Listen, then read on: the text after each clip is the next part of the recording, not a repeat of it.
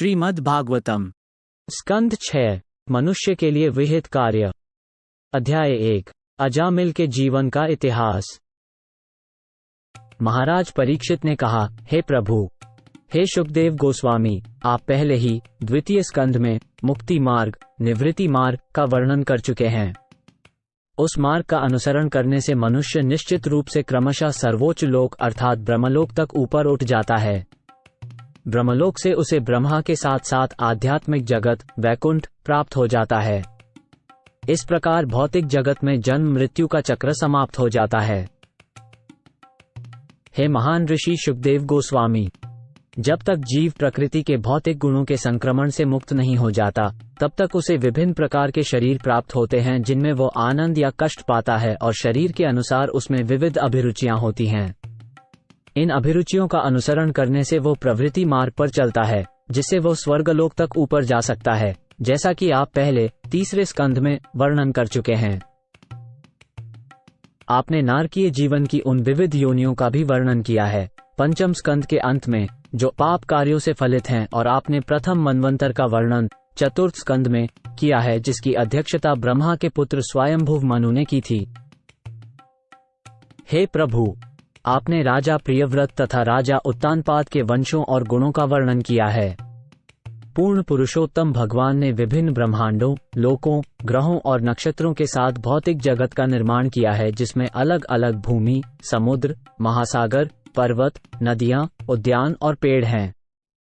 ये सभी अलग अलग विशेषताओं वाले हैं। ये इस धरालोक, आकाश के प्रकाश पिंडों और अधोलोकों में विभाजित हैं। आपने इन लोकों और वहां रहने वाले जीवों का बहुत ही स्पष्ट वर्णन किया है। हे परम भाग्यशाली और समृद्ध शुकदेव गोस्वामी, कृपया करके अब मुझे बताएं कि मनुष्यों को किस प्रकार उन नारकीय परिस्थितियों में जाने से बचाया जा सकता है, जहां उन्हें भयंकर कष्टों का सामना करना पड़ता है। शुकदेव गोस्वामी ने उत्तर दिया, हे राजन, यदि कोई व्यक्ति अपनी अगली मृत्यु से पहले अपने इस जीवन में अपने मन, वचन और शरीर से किए गए पाप कर्मों का प्रायश्चित मनु संहिता और अन्य धर्मशास्त्रों के अनुसार नहीं करता है, तो वो मृत्यु के बाद अवश्य ही नरक में जाएगा और उसे भयंकर कष्ट उठाने पड़ेंगे, जैसा कि मैंने आपको पहले ही बताया है। इसलिए अगली मृत्यु आने से पहले, जब तक शरीर पर्याप्त सशक्त है, मनुष्य को शास्त्रों के अनुसार प्रायश्चित की विधि तुरंत अपनानी चाहिए, अन्यथा समय की हानि होगी और उसके पापों का फल बढ़ता जाएगा। जिस प्रकार एक कुशल चिकित्सक रोग का निदान और उपचार उसकी गंभीरता के अनुसार करता है, उसी प्रकार मनुष्य को अपने पापों की गहनता के अनुसार प्रायश्चित करना चाहिए। महाराज परीक्षित बोले कि मनुष्य को यह अवश्य समझ लेना चाहिए कि पाप कर्म उसके लिए कितना नुकसानदायक है, क्योंकि वो स्वयं देखता है कि अपराधी को सरकार द्वारा दंडित किया जाता है और उसे समाज में तिरस्कृत किया जाता है। साथ ही वो शास्त्रों और ज्ञानी पंडितों से भी सुनता रहता है कि पाप कर्म करने पर मनुष्य को अगले जन्म में नरक में डाल दिया जाता है। फिर भी इस सब ज्ञान के बावजूद प्रायश्चित करने के बाद भी मनुष्य बार बार पाप करने को मजबूर हो जाता है। तो ऐसे में प्रायश्चित का क्या महत्व है? कभी कभी कोई व्यक्ति पाप न करने के लिए चाहे कितना भी सतर्क क्यों न हो, वो फिर से बुरी आदतों के चक्कर में फंस जाता है।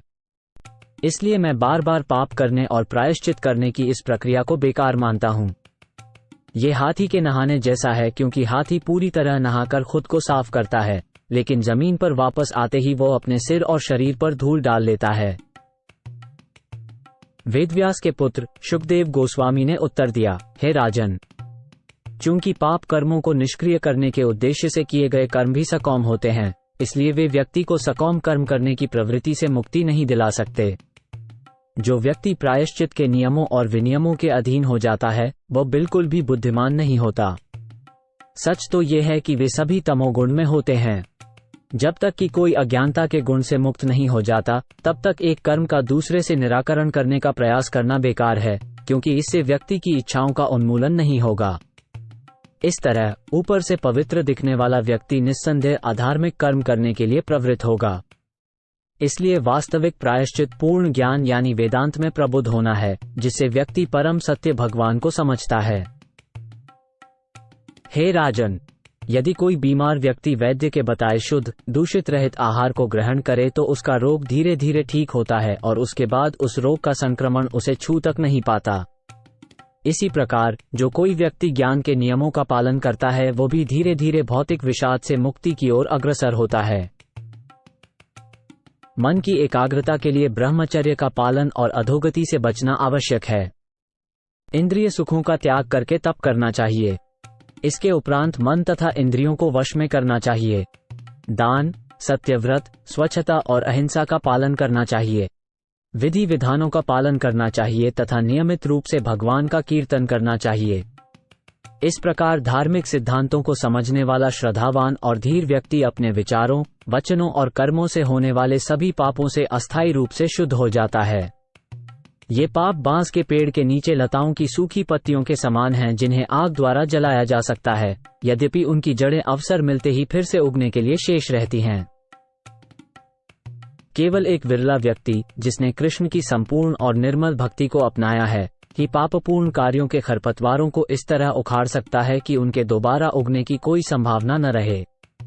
वो भक्ति को पूर्ण रूप से अपनाने से ही ऐसा कर सकता है, जैसे सूर्य अपनी किरणों से कोहरे को तुरंत नष्ट कर देता है। हे राजन, यदि कोई पापी व्यक्ति भगवान के सच्चे भक्त की सेवा करता है और इस तरह ये सीखता है कि अपना जीवन कैसे भगवान कृष्ण के चरणों में समर्पित करना चाहिए, तो वो पूरी तरह से शुद्ध हो सकता है। तपस्या, ब्रह्मचर्य और प्रायश्चित के अन्य साधनों को पूरा करने से ही वो पापी शुद्ध नहीं हो सकता। इस भौतिक जगत में सुशील और सर्वोत्तम गुणों से युक्त शुद्ध भक्तों द्वारा अनुसरण किया जाने वाला मार्ग निश्चित रूप से सबसे शुभ मार्ग है। यह मार्ग भय से मुक्त है और शास्त्रों द्वारा अधिकृत है। हे राजन, जिस तरह सुरा से सने हुए पात्र को अनेक नदियों के जल से धोने पर भी शुद्ध नहीं किया जा सकता, उसी तरह अभक्तों को प्रायश्चित की विधियों से शुद्ध नहीं बनाया जा सकता, चाहे वे उन्हें कितनी भी अच्छी तरह से संपन्न क्यों न करें। यद्यपि ऐसे लोग जिन्हें कृष्ण के दर्शन नहीं हुए हैं, यदि उन्होंने पुनर्तः उनके चरण कमलों का सहारा लिया है और उनके नाम, रूप, गुण और लीलाओं से आकर्षित हो गए हैं, तो वे सभी प्रकार के पापों से पूरी तरह से मुक्त हो जाते हैं, क्योंकि उन्होंने प्रायश्चित का सही तरीका अपना लिया है। ऐसे आत्मसमर्पित प्राणियों को यमराज या उनके दूत, जो पापियों को बांधने के लिए रस्सियां रखते हैं, सपने में भी नहीं दिखाई देते। इस संबंध में विद्वान लोग और संत एक बहुत ही पुरानी ऐतिहासिक घटना का वर्णन करते हैं जिसमें भगवान विष्णु के दूतों और यमराज के दूतों के बीच संवाद हुआ था। कृपा करके इसे मुझसे सुनिए। कान्यकुब्ज नामक नगर में रहने वाले अजामिल नामक ब्राह्मण ने एक वेश्यादासी से विवाह किया। उसके साथ रहते हुए निम्न श्रेणी की महिला की संगति में उसे अपने सभी ब्राह्मणिक गुणों को खोना पड़ा। ये गिर चुका ब्राह्मण अजामिल जुए में धोखा देकर या सीधे उन्हें लूटकर दूसरों को परेशान करता था। इस तरह से वो अपना गुजारा चलाता था और अपनी पत्नी और बच्चों का भरण पोषण करता था। हे राजन, अपने अनेक पुत्रों वाले परिवार के पालन पोषण की खातिर घृणित और पापपूर्ण कृत्यों में डूबे रहते हुए अपने जीवन के 88 वर्ष बिता दिए। उस बुजुर्ग अजामिल के 10 बेटे थे, जिनमें सबसे छोटे का नाम नारायण था। चूंकि नारायण सभी बेटों में सबसे छोटा था, इसलिए वो स्वाभाविक रूप से अपने पिता और मां दोनों का बहुत लाडला था। बालक की टूटी फूटी भाषा और लड़खड़ाती चाल से वृद्ध अजामिल उससे बहुत ही अधिक प्रेम करता था। वो हमेशा से ही उस बालक की देखभाल करता और उसकी हरकतों का आनंद लेता।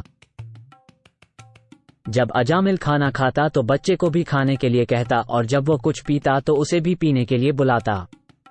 हमेशा बच्चे की देखभाल करने और उसका नाम नारायण पुकारने में लगे रहने के कारण अजामिल को ये समझ नहीं आया कि उसका समय अब खत्म होने वाला है और मृत्यु उसके सिर पर आ चुकी है। जब मूर्ख अजामिल के प्राण निकलने का समय आ गया तो उसके मन में सिर्फ और सिर्फ अपने पुत्र नारायण के प्रति ही विचार उमड़ने लगे। तब अजामिल ने 3 भयावह व्यक्तियों को देखा जिनके शरीर टेढ़े मेढ़े थे, चेहरे विकृत थे और शरीर के रोम खड़े थे। वे हाथ में रस्सी लिए उसे यमराज के धाम ले जाने के लिए आए थे। जब उसने उन्हें देखा तो वो बहुत घबराया और थोड़ी दूर पर खेल रहे अपने बच्चे के प्रति मोह के कारण अजामिल जोर जोर से उसका नाम पुकारने लगा। इस प्रकार आंखों में आंसू भरे हुए उसने किसी तरह नारायण के पवित्र नाम का उच्चारण किया। हे राजन, जब विष्णुदूतों ने मरणासन अजामिल के मुंह से अपने स्वामी का पवित्र नाम सुना, जिसे उसने निश्चित ही पूरी घबराहट में बिना किसी अपराध भाव के उच्चारण किया था, तो वे तुरंत वहां आ पहुंचे। यमराज के आज्ञाकारी दूत वेश्यापति अजामिल के हृदय से आत्मा को बाहर निकाल रहे थे, परंतु भगवान विष्णु के विष्णुदूतों ने ऊंची आवाज में उन्हें ऐसा करने से रोक दिया। जब सूर्यदेव के पुत्र यमराज के भूत प्रेतों ने मना किया तो उन्होंने कहा, महाशय, आप कौन हैं जिन्होंने यमराज के अधिकार क्षेत्र को ललकारने की धृष्टता की है? महाशयो, तुम किसके सेवक हो, कहां से आए हो और अजामिल का शरीर छूने से हमें क्यों मना कर रहे हो? क्या तुम देवता, किन्न या श्रेष्ठ भक्त हो? यमदूतों ने कहा, तुम्हारी आंखें कमल की तरह सुंदर हैं। तुम पीले रंग के रेशमी वस्त्र पहने हो और कमल के हार पहने हुए हो। तुमने अपने सिर पर आकर्षक मुकुट पहने हुए हैं और कानों में कुंडल हैं। तुम सभी बहुत युवा और सुंदर दिख रहे हो। तुम्हारी 4 भुजाएं धनुष, तीर, तलवार, गदा, शंख, चक्र और कमल से सजी हैं। तुम्हारे तेज ने इस जगह के अंधेरे को दूर कर दिया है। तो तुम हमें क्यों रोक रहे हो? शुकदेव गोस्वामी ने आगे कहा, यमराज के दूतों द्वारा इस प्रकार संबोधित किए जाने पर वासुदेव के सेवक मुस्काए और उन्होंने गरजते हुए बादलों की ध्वनि जैसी गंभीर वाणी में निम्नलिखित शब्द कहे। हे सौभाग्यशाली विष्णुदूतों ने कहा, यदि तुम लोग वास्तव में यमराज के सेवक हो तो तुम्हें हमें धार्मिक सिद्धांतों का अर्थ और अधर्म के लक्षण बतलाने चाहिए। दूसरे को सजा देने की प्रक्रिया क्या है? असली सजा पाने वाले पात्र कौन हैं? क्या फलदायी कर्मों में लगे सभी कर्मी सजा के पात्र हैं या उनमें से सिर्फ कुछ ही? यमदूतों ने उत्तर दिया, जो वेदों द्वारा अनुशंसित है वही धर्म है और जो उसका विलोम है वही अधर्म है। वेद तो साक्षात रूप से पूर्ण पुरुषोत्तम भगवान हैं, नारायण ही स्वयं हैं और स्वयं उत्पन्न हुए हैं। हमने ये यमराज से सुना है। सभी कारणों के सर्वोच्च कारण रूपी नारायण आध्यात्मिक संसार में अपने निवास में स्थित है। इसके बावजूद वह भौतिक प्रकृति के 3 गुणों सत्व गुण, रजोगुण और तमोगुण के अनुसार संपूर्ण जगत को नियंत्रित करते हैं। इस प्रकार सभी जीवों को विभिन्न गुण, विभिन्न नाम, जैसे कि ब्राह्मण, क्षत्रिय और वैश्य, वर्णाश्रम प्रथा के अनुसार विभिन्न कर्तव्य और विभिन्न रूप प्रदान किए जाते हैं। इस प्रकार नारायण संपूर्ण ब्रह्मांड का कारण है। सूर्य, आग, आकाश, वायु, देवता, चंद्रमा, सांझ, दिन, रात, दिशाएं, पानी, भूमि और स्वयं परमात्मा, ये सभी जीव के कार्यों के साक्षी हैं। दंड के अधिकारी वे हैं जिनकी पुष्टि अनेक साक्षियों ने इस प्रकार की है कि वे अपने निर्दिष्ट नियमों के कार्यों से हटे हैं और पाप कर्मों में लगे हुए हैं। हे वैकुंठ निवासियों, तुम निष्पाप हो, किंतु इस भौतिक जगत में रहने वाले सभी कर्मी हैं, फिर चाहे वे शुभ कर्म कर रहे हों या अशुभ। उनके लिए दोनों तरह के कर्म संभव हैं, क्योंकि वे प्रकृति के 3 गुणों से दूषित हैं और उन्हें तदनुसार कार्य करना पड़ता है। जिसने भी भौतिक शरीर स्वीकार किया है वह निष्क्रिय नहीं रह सकता और भौतिक प्रकृति के गुणों के प्रभाव में कार्य करने वाले के लिए पाप कर्म से बचना असंभव है। इसलिए इस भौतिक जगत में रहने वाले सभी प्राणी दंडनीय हैं। इस जीवन में अपने धार्मिक या अधार्मिक कार्यों की परिमाण के अनुपात में मनुष्य अपने अगले जीवन में अपने कर्मों के अनुसार सुख या दुख प्राप्त करता है। हे सर्वश्रेष्ठ देवों, हम 3 विभिन्न प्रकार के जीवन देखते हैं जो प्रकृति के 3 गुणों के कलुषीकरण के कारण हैं। इस प्रकार जीव शांत, अशांत और मूर्ख, सुखी, दुखी या दोनों के बीच, या धार्मिक, अधार्मिक और अर्ध धार्मिक के रूप में जाने जाते हैं। हम यह अनुमान लगा सकते हैं कि अगले जीवन में भी ये 3 प्रकार की भौतिक प्रकृतियां इसी प्रकार से कार्य करेंगी। जिस तरह वर्तमान वसंत काल भूत तथा भविष्य के वसंत कालों का संकेत देता है, उसी तरह ये जीवन सुख, दुख या दोनों के मिश्रण से युक्त होता है। यह मनुष्य के भूतकालीन और भावी जीवन में किए गए धार्मिक और अधार्मिक कार्यों का साक्ष्य प्रस्तुत करता है। सर्वशक्तिमान यमराज ब्रह्मा जी जितने ही महान हैं, क्योंकि जब वे अपने निवास में या हर किसी के हृदय में परमात्मा की तरह स्थित होते हैं, तो वे ध्यानपूर्वक जीव के पिछले कर्मों का अवलोकन करते हैं और इस प्रकार समझते हैं कि जीव अगले जन्म में कैसे कार्य करेगा। जैसे कोई सोया हुआ व्यक्ति स्वप्न में दिखाई दे रहे शरीर के आधार पर उसमें निहित रहता है और उसे स्वयं समझता है, उसी प्रकार मनुष्य अपने वर्तमान शरीर के कारण अन्य लोगों से अलग पाता है, जिसे उसने अपने पूर्व धार्मिक या अधार्मिक गतिविधियों के कारण प्राप्त किया है, और वह अपने पूर्व या भविष्य के जीवन को जानने में असमर्थ रहता है। इंद्रियों की कामनाओं, 5 कर्मों और 5 इंद्रिय विषयों के ऊपर मन है, जो 16वां तत्व है। मन के ऊपर 17वां तत्व आत्मा स्वयं जीव है, जो अन्य 16 के सहयोग से अकेले भौतिक जगत का आनंद लेता है। जीव 3 प्रकार की स्थितियों का आनंद लेता है, अर्थात सुख, दुख और मिश्रित सुख दुख। सूक्ष्म शरीर 16 भागों से बनी रहता है, 5 ज्ञानेंद्रियां, 5 कर्मेंद्रियां, 5 इंद्रिय तृप्ति के विषय और मन। ये सूक्ष्म शरीर प्रकृति के 3 गुणों के प्रभाव से बना है। ये बहुत ही प्रबल इच्छाओं के द्वारा बना हुआ है, इसलिए यही जीव को मनुष्य जीवन, पशु जीवन और देवता के शरीर में एक शरीर से दूसरे शरीर में स्थानांतरित कराता है। जब जीव को देवता का शरीर मिलता है तो वह खुशी से प्रसन्न होता है, जब उसे मनुष्य का शरीर मिलता है तो वह हमेशा विलाप करता रहता है, और जब उसे पशु का शरीर मिलता है तो वह हमेशा भयभीत बना रहता है। हालांकि सभी स्थितियों में वह वास्तव में दुखी ही रहता है। उसकी ये दुःखमयी अवस्था संस्कृति या भौतिक जीवन में स्थानांतरण कहलाती है। अपनी इंद्रियों और मन को वश में करने में असमर्थ मूर्ख जीव अपनी इच्छा के विरुद्ध प्रकृति के गुणों के प्रभाव के अनुसार कार्य करने के लिए मजबूर होता है। वो उस रेशम के कीड़े के समान है जो अपने ही थूक से एक कोकून बनाता है और फिर उसी में फंस जाता है, जिससे बाहर निकलने का कोई रास्ता नहीं बचता। जीव अपने ही अच्छे कर्मों के जाल में फंस जाता है और फिर खुद को छुड़ाने का कोई रास्ता नहीं पाता। इस तरह वो हमेशा भ्रमित रहता है और बार बार मरता रहता है। कोई भी जीव बिना काम किए क्षण भर के लिए भी नहीं रह सकता। प्रकृति के तीनों गुणों के अनुसार अपनी स्वाभाविक प्रवृत्ति से उसे कर्म करना पड़ता है, क्योंकि यह स्वाभाविक प्रवृत्ति उसे एक विशेष तरह से कार्य करने के लिए मजबूर करती है। सजीव प्राणी जो भी इच्छा से किए गए कर्म करता है, वे अच्छे हों या बुरे, वे उसकी इच्छाओं की पूर्ति के छिपे हुए कारण होते हैं।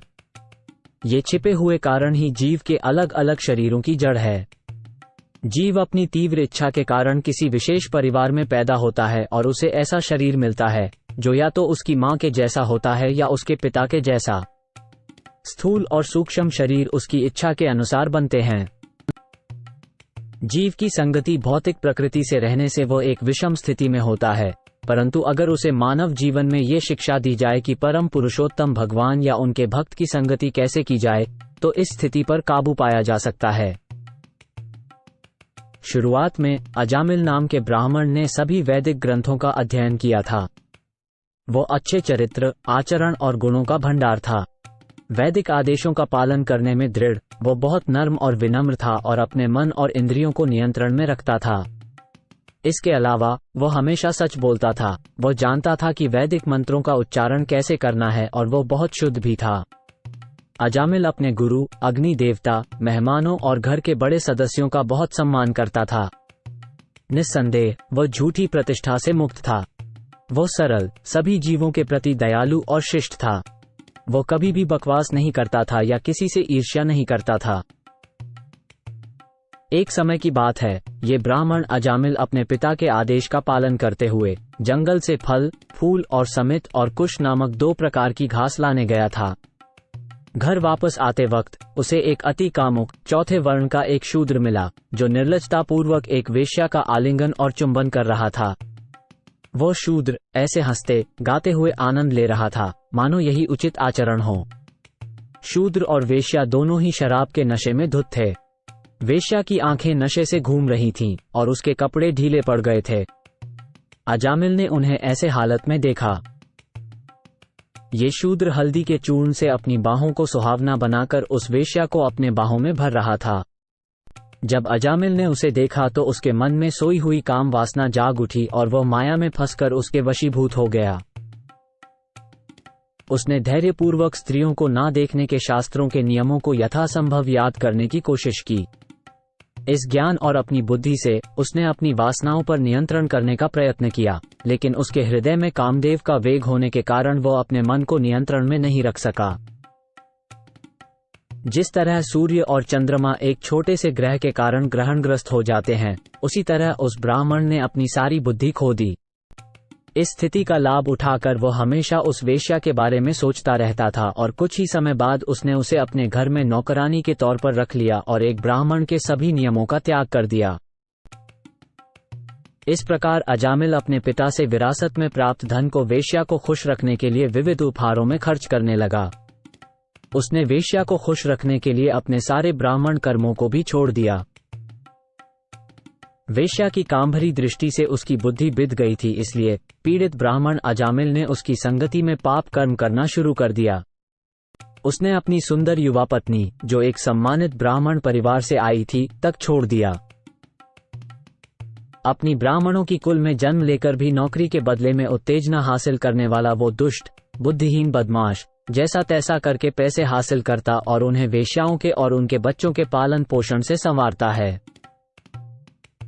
इस ब्राह्मण ने पवित्र शास्त्रों के विधि विधानों का उल्लंघन करके अपव्यय करने तथा वेश्या द्वारा बनाया भोजन करने में बड़े ही गैर जिम्मेदारीपूर्ण ढंग से अपना अधिकांश जीवन बिताया।